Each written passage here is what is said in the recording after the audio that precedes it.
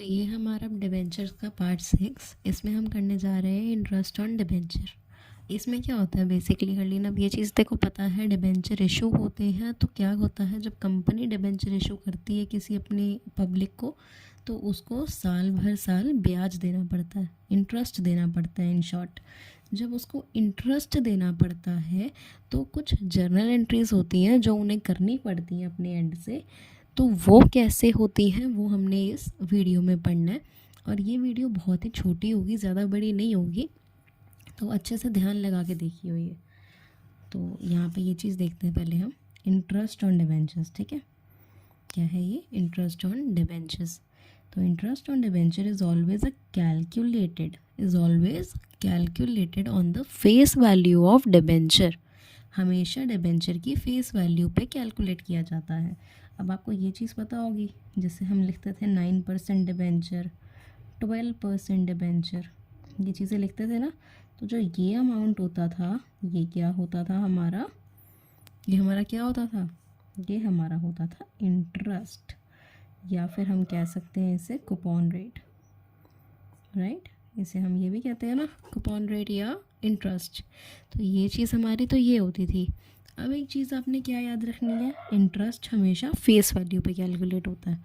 मतलब अगर 9% इंटरेस्ट दिया हुआ है, 9% डिबेंचर दिया, मतलब 9% क्या है, इंटरेस्ट का रेट है। तो ये जो 9% है ये आपको किस पे कैलकुलेट करना है, फेस वैल्यू पे। अगर कोई, अब मैं तो कोई चीज़ समझाती हूँ, ये इशू का कॉलम बनाते हैं पहले। ठीक है, इशू हो रहा है पार प्रीमियम या डिस्काउंट पे, ठीक है, या फिर रिडीम हो रहा है पार या प्रीमियम पे। यही सीखा ना हमने अभी तक। इशू हो रहा है पार प्रीमियम डिस्काउंट पे या रिडीम हो रहा है पार या प्रीमियम पे, हमें उससे मतलब नहीं है, हमें उससे मतलब नहीं है, क्योंकि हम जब इंटरेस्ट ऑन डिबेंचर कैलकुलेट कर रहे होते हैं तो हमें सिर्फ फेस वैल्यू पे निकालना है। अगर हमारे पास एक डिबेंचर है वो 100 का है, इशू वो हो रहा है 90 में मतलब डिस्काउंट में, और जो रिडीम हो रहा है वो हो रहा है 110 में मतलब प्रीमियम पे। तो जब ये केस आपके सामने आ जाए ना कि इशू हो रहा है कम पे या ज़्यादा पे, रिडीम हो रहा है कम पे ज़्यादा पे, आपको उससे कुछ लेना देना नहीं है इंटरेस्ट ऑन डिबेंचर की। जहाँ तक बात है इंटरेस्ट ऑन डिबेंचर में हमें क्या लेना होता है, सिर्फ फेस वैल्यू, कितने का है वो इन रियल डिबेंचर, हमें क्या लेना होता है, फेस वैल्यू। उसी पे हम क्या करते हैं, इंटरेस्ट को कैलकुलेट करते हैं। वो तो हम सीख ही लेंगे कैसे करते हैं। तो ऐसे मैंने ये चीज़ भी समझा दी कि फेस वैल्यू पे होता है हमेशा। तो it is a charge against profit, मतलब देना ही देना होता है। किसी को डिबेंचर इशू कर रहे हो तो किस बेस पे कर रहे हो, उनको साल भर साल इंटरेस्ट दोगे, इसी एक लेगेसी के बेस पे कर रहे हो ना। तो यहाँ पे हमें ये क्या होता है, it is charge against profit. फिर आता है the next is it is a fixed obligation for the company. एक फिक्स्ड ऑब्लिगेशन हो जाती है कि अगर डिबेंचर इशू कर रहे हैं तो इंटरेस्ट देना ही देना है। और debited to statement of profit and loss, इसे प्रॉफिट एंड लॉस में इंटरेस्ट ऑन डिबेंचर को डेबिट साइड पे लिखते हैं। ठीक है, ये बनाते तो नहीं हम इसमें profit and loss account, but यहाँ मैं देखो फिर भी समझाना था कि जो प्रॉफिट एंड लॉस अकाउंट की डेबिट साइड पे क्या आता है, इंटरेस्ट ऑन डिबेंचर्स। तो ठीक है जी, हमारे पास ये तो क्लियर हो गई चीज़ें। क्या क्या हमारे पास क्लियर हो गई, जो ये रेट है, ये वाला रेट होता है डिबेंचर्स का, जो भी आगे अमाउंट या परसेंटेज होती है इसे हम कहते हैं इंटरेस्ट या कूपन रेट कहते हैं। यही होता है इंटरेस्ट जो हमें डिबेंचर्स पे देना होता है।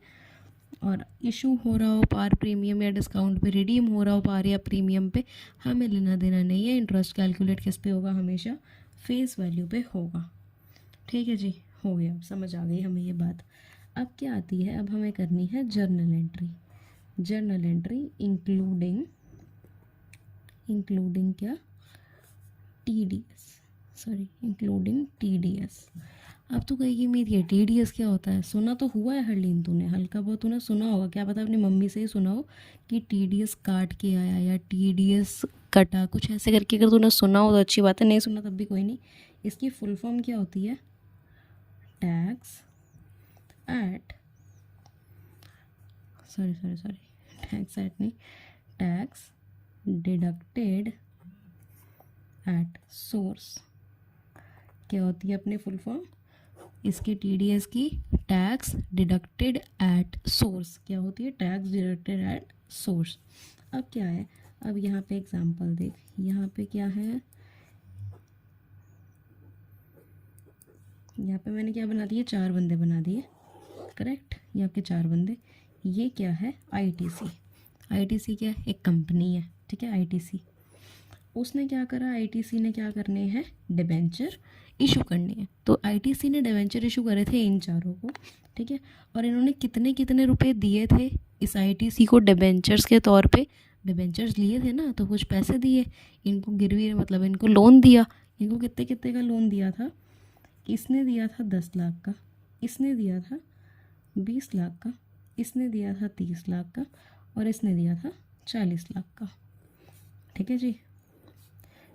ऐसे ऐसे इन्होंने इतने इतने रुपए का ITC को लोन दिया।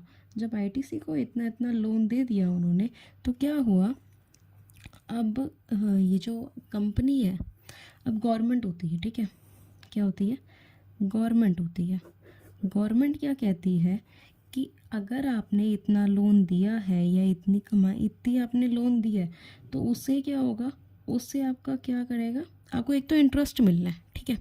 इन शॉर्ट बात करते हैं सारी, इनको क्या होना है? इंटरेस्ट मिलना है। ITC क्या देगी? अब इंटरेस्ट देगी, और इंटरेस्ट का रेट कितना है? 10%। मैं बता रही हूँ, देखो यहाँ पे इंटरेस्ट का रेट कितना है? 10%। अब ITC जब 10% देगी इनको, तो कितना कितना देगी? 10 लाख का 10% कितना होता है? 1 लाख। 2 लाख का 10%, मतलब 20 लाख का 10%, 2 लाख। 30 लाख का 10%, 3 लाख। और 40 लाख का 10%, 4 लाख। करेक्ट है। ये क्या हो गया आपका? ये तो हो गया उनका इंटरेस्ट। बट क्या होता है, क्या इन्हें पूरा पूरा इतना इतना इंटरेस्ट मिल जाएगा?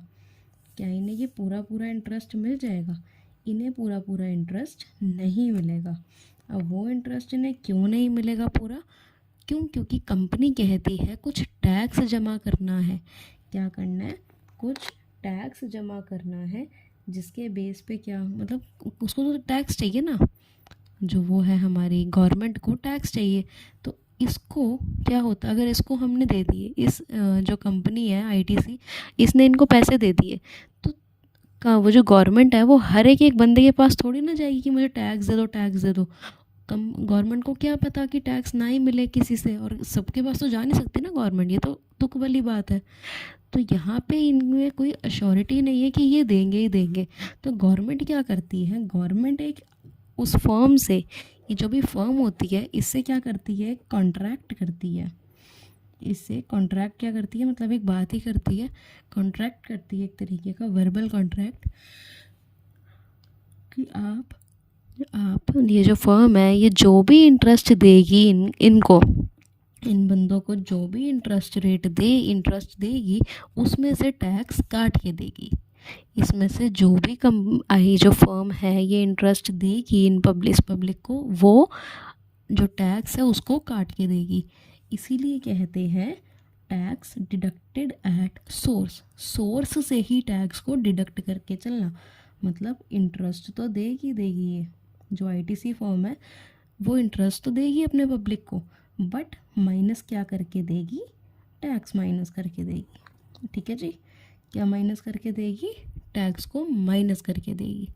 तो ये एक छोटा सा क्रक्स था किसका? TDS का। TDS क्या होता है समझ आ गया? आई होप TDS क्या होता है।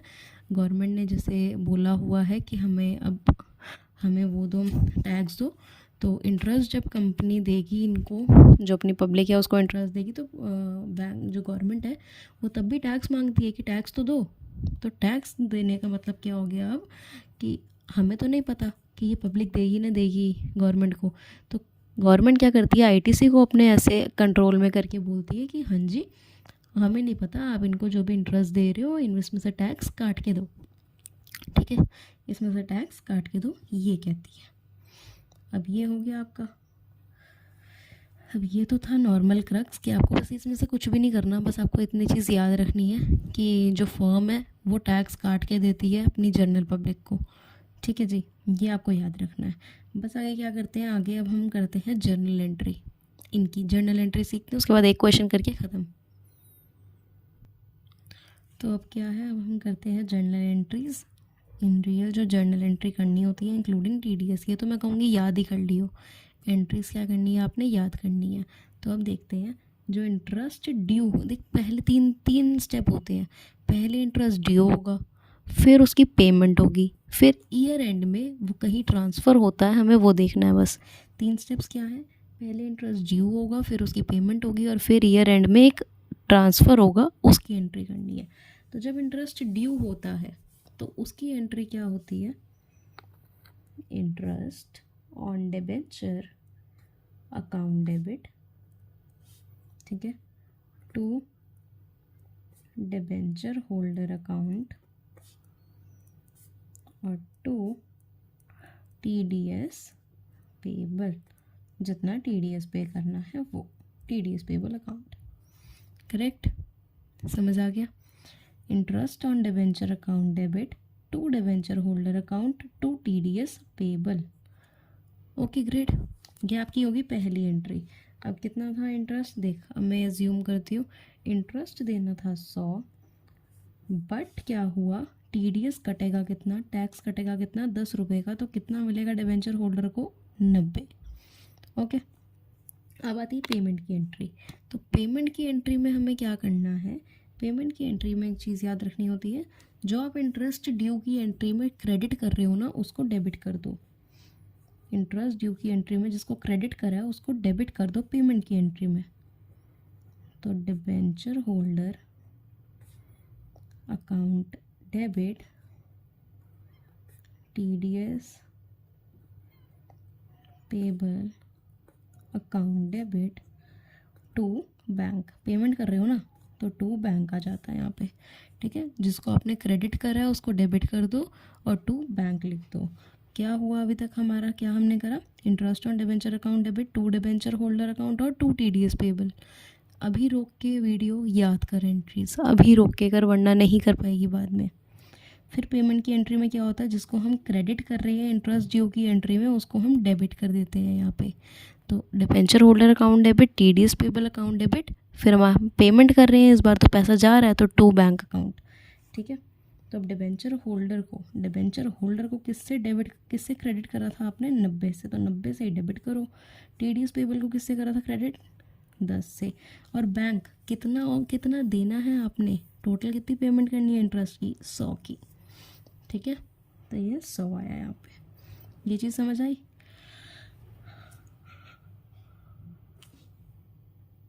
अब आती है हमारी ईयर एंड में।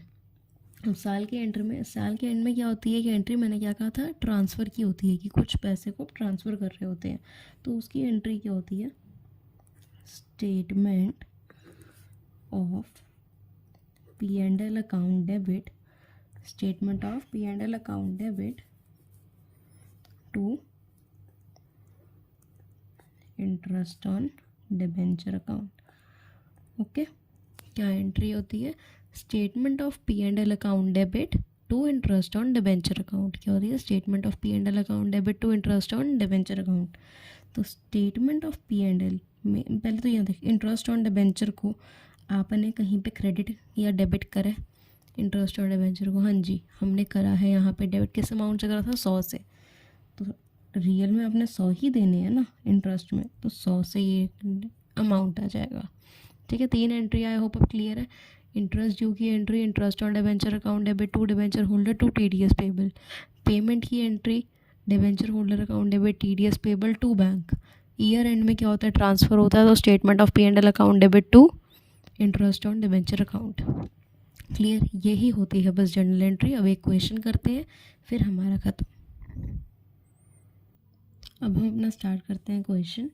तो क्वेश्चन क्या है, Bright LTD issued 5000 debenture 10% debentures of 100 each on 1 April 2021। The issue was fully subscribed, ठीक है, फुल्ली सब्सक्राइब था। As per the terms of issue, interest on debenture is payable half yearly on 30th September and 31st September March। TDS क्या है, 10%। अब क्या बोलते हैं, जो इंटरेस्ट आपको इकट्ठा देना था जो इंटरेस्ट आप साल के एंड में देते थे वो इंटरेस्ट हाफ ईयरली देना है, मतलब आधे साल में भी देना है, फिर बचा हुआ आधे साल में देना है, मतलब आधा आधा हिस्सा कर देना है उस पूरे इंटरेस्ट रेट का। पहला वो कब देना है 30 सितंबर को, और दूसरा कब देना है 31 मार्च को। और TDS आपका कितना है 10%, मतलब 10% इंटरेस्ट रेट है। TDS क्या मतलब टैक्स जो है वो कटेगा कितना 10% टैक्स कटेगा। अब ये तो हमें समझ आ गया क्या है, बट अब वो कह रहे हैं कि इसकी जर्नल एंट्री कर दो।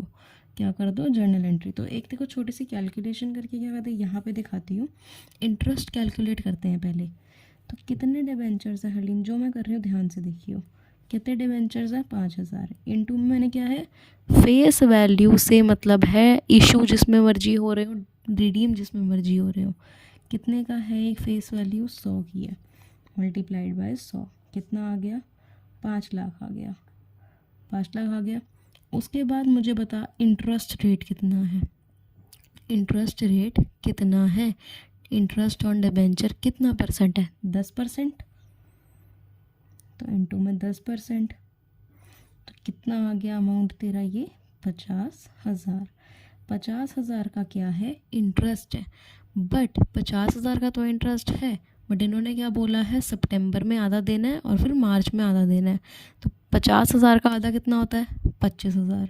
तो 25,000 कहाँ मिलेगा इनको 30 सितंबर को, फिर 25,000 का मिलेगा 31 मार्च को। तो अब मैं इसे हटा देती हूँ, ये तो हो गया हमारा। अब यहाँ समझते हैं। तो हमारे पास अब क्या होंगी, हमारे पास अब 2 एंट्रीज होंगी। वो क्या होंगी वो देखते हैं। पहली होगी 30 सितंबर की, फिर होगी 31 मार्च की। तो हम क्या एंट्री करते थे हरलीन, मुझे पहले ये बता। एक तो इंटरेस्ट ड्यू की और एक पेमेंट की। पहले ड्यू की करते हैं फिर पेमेंट की करते हैं। तो यहाँ पे पहले सेम करनी स्टार्ट करते हैं। क्या लिख रही हो यहाँ देखियो, interest on debenture account debit to debenture holder account और टू TDS पेबल अकाउंट, यही है। उसके बाद दूसरी एंट्री कौन सी होती है पेमेंट की। तो पेमेंट की एंट्री क्या थी debenture holder account debit TDS payable account debit to bank account. यही एंट्री है ना जो हमने यहाँ पे सीखी इंटरेस्ट ड्यू और पेमेंट की। तो हमने यहाँ पे यहाँ पे तो लिख दी 30 सितंबर की पहले कर रहे हैं ना, 30 सितंबर की लिख दी। अब पैसा कितना पे करना है इंटरेस्ट ऑन डिबेंचर क्या है, कितना अमाउंट आएगा। अब तो कहिए 50,000। 50,000 क्यों आएगा, जब हम आधे साल में दे रहे हैं आधा आधा साल में, तो 50,000 का आधा कितना होता है 25,000।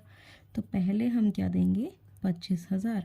उसके बाद मैंने क्या गया देख क्या बोला था, जब मैं यहाँ पे 100 लिखा था उसके बाद मैंने क्या बोला था देखो TDS मेरा 10 है, TDS 10 रुपये कट के फिर जो बचा है वो यहाँ पे अमाउंट लिखना है। तो मैंने 25,000 देना है, TDS कितना कटना है इन्होंने बोला है 10%। 10% TDS कटेगा। तो 25,000 का 10% कितना होता है 25,000 का 10% कितना होता है 2500। तो 2500 रुपीज़ आपने कैसे देने हैं TDS में टैक्स में, और बचा हुआ आप कहाँ दोगे डिबेंचर होल्डर को। बचा हुआ कितना है आपके पास 22500। इसको माइनस करना 25,000 में से 2500 माइनस कर तो 22500 आएगा। तो ये अमाउंट आपने तब देना है। उसके बाद दूसरे में क्या आएगा डिबेंचर होल्डर को क्रेडिट किससे करा था 22500 से, उस एड से डेबिट करो। TDS को किससे करा था 2500 से, उस अमाउंट से लिखो। बैंक में कितने देने हैं टोटल 25,000। तो 25,000 यहाँ लिख दिया। क्लियर है जी, समझ आ गई। ये तो एंट्री, ये एंट्री तो इजी थी, कुछ इसमें था नहीं। नॉर्मल हमने बस एंट्री याद करनी है और वही करनी है हमने यहाँ आके।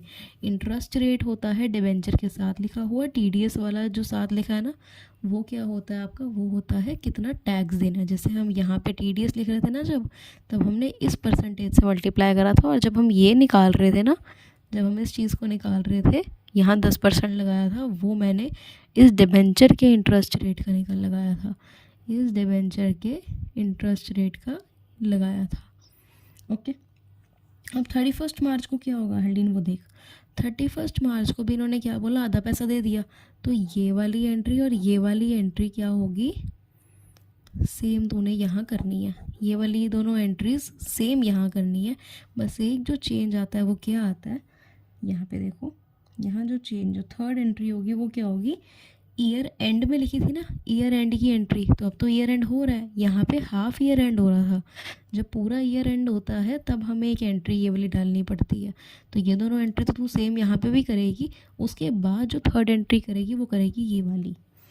ये कौन सी एंट्री है, ईयर एंड की, मतलब ट्रांसफ़र की, है ना, ट्रांसफ़र वाली एंट्री है ये। तो statement of P and L account debit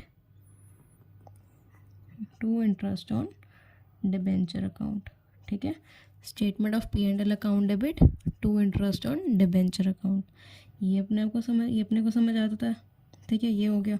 और यहाँ पे अब तो कहेगी अमाउंट क्या लिखूँ उम्मीद, यहाँ तो 25,000 लिखा था, यहाँ भी मैंने 25,000 लिखा है, तो मैं क्या लिखूँ अमाउंट। अब देखो लिखना है टोटल अमाउंट, ये जो टोटल अमाउंट है ना इंटरेस्ट का, जो टोटल होता है वही आता है सीधा लास्ट वाली आपकी जो एंट्री होती है ना, जर्नल एंट्री, उसमें पूरा टोटल इंटरेस्ट रेट आता है, जो भी पूरा टोटल इंटरेस्ट का अमाउंट है ना वो आता है। तो यहाँ पे 50,000 आ गया, ठीक है। ये हमारा पूरा ख़त्म ये वाला, ठीक है, ये अपने पास ख़त्म हो गया पार्ट 6। अब हमारा सिर्फ क्या रहता है पार्ट 7, वो हम नेक्स्ट वीडियो में करके पूरी इसको ख़त्म कर देंगे, ठीक है। पूरा हम इसको क्या कर देंगे, ये जो पूरा हमारा डिबेंचर्स का चैप्टर है वो ख़त्म। उसके बाद हम क्या करेंगे, रेशियोज़ करेंगे, and then we'll move on to cash flow, and then it will all gonna be done out, okay. तो ये आपका हो गया।